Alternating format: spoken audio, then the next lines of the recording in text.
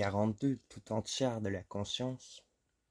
Une autre raison qui fait qu'une exposition de ce genre constitue aussi la première partie de la science est que si l'existence de l'esprit en tant que première instance n'est autre chose que l'immédiat, ou que le commencement, ce commencement n'est pas encore son retour en soi, c'est pourquoi l'élément de l'existence immédiate est la déterminité par laquelle cette partie de la science se différencie des autres. Et d'indiquer cette différence nous amène à commenter un certain nombre de pensées solidement établies qu'on rencontre généralement à ce propos. L'existence immédiate de l'esprit, la conscience, comporte les deux moments, celui du savoir et celui de l'objectalité négative pour le savoir. Dès lors que dans cet élément l'esprit se développe et dispose ses différents moments, cette opposition leur échoue et ils se présentent tous comme des figures de la conscience. La science de ce chemin est science de l'expérience que fait la conscience.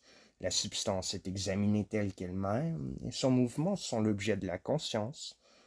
La conscience ne sait et ne conçoit rien d'autre que ce qui est dans son expérience, car seul ce qui se trouve en celle-ci est la substance spirituelle, et ce, en tant qu'objet de son soi-même.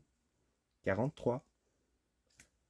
Mais un objet de son soi-même est à abolir cette altérité. Et l'on nomme expérience précisément soit celui de l'être sensible ou celui du simple seulement pensé, s'étrange, puis de cet étrangement revient à soi-même et n'est que seulement alors exposé dans son effectivité et sa vérité, de même qu'il est aussi propriété de la conscience. La non-identité qui se produit dans la conscience entre le jeu et la substance qui est son objet et sa différence, le négatif tout simplement, on peut regarder celui-ci comme le manque de l'un et l'autre, mais il est leur âme, leur principe moteur. C'est pourquoi certains anciens concevaient le vide comme le principe moteur, dans la mesure où ils appréhendaient certes le principe moteur comme le négatif, mais n'appréhendaient pas encore celui-ci comme le soi-même.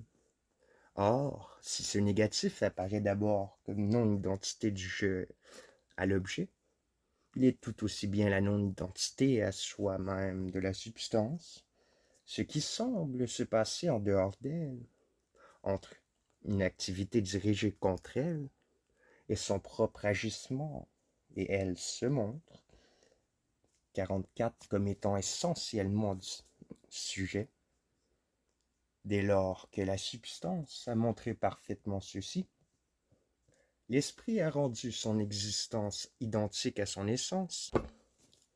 Il est à lui-même, tel qu'il est, objet, et l'élément abstrait de l'immédiateté et de la séparation du savoir et de la vérité est dépassé.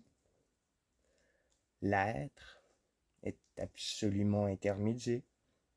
Il est un contenu substantiel qui est tout aussi immédiatement propriété du jeu, est encore la modalité du soi-même, ou encore est le concept. C'est par là que se conclut la phénoménologie de l'esprit. Ce que l'esprit se prépare en elle, c'est l'élément du savoir. Or, dans cet élément, les moments de l'esprit se répandent sous la forme de la simplicité qui l'être et du savoir, mais demeurent dans la simplicité du savoir, sont le vrai dans la forme du vrai, et leur diversité n'est que diversité de contenu, leur mouvement qui s'organise en un tout dans cet élément, est la logique ou philosophie spéculative.